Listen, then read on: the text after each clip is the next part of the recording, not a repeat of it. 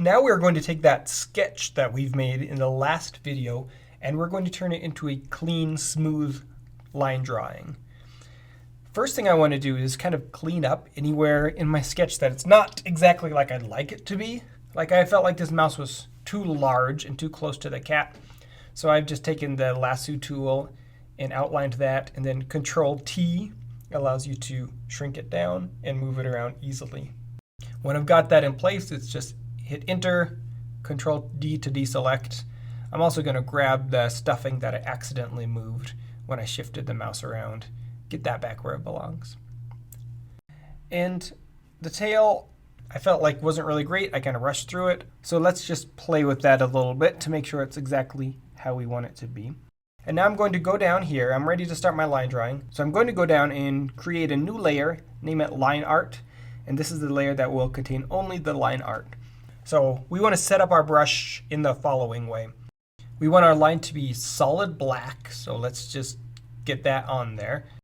Up in your brush settings, let's make sure it's at 100% opacity. We want it visible. Keep it a small brush. I'm choosing around 7 pixels, up to 10 might be good.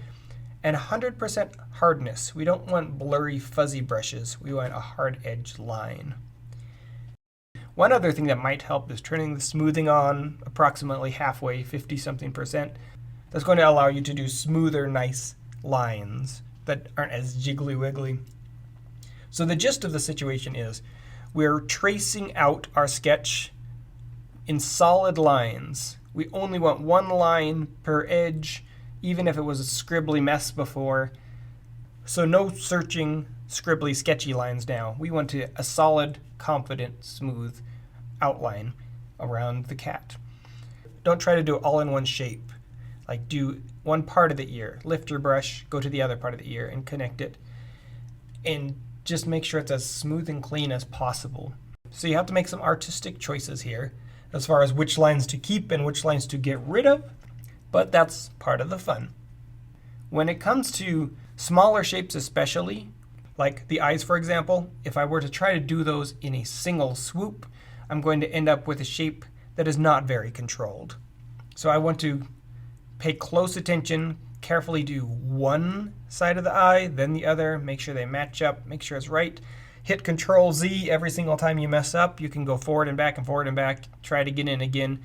This is where you show that you are a more professional artist than somebody who might just try to do a quick circle and mess up and quit. You go in and you adjust and change. I'm taking the time to make sure both eyes are about the same size and same shape. And for the rest of the body here, I'm going to speed up the video, but know that I did take my time. I erased every line I messed up on, hit Control Z many times. So you just make sure the line around our cat is solid and clean and beautiful. Same thing for the mouse.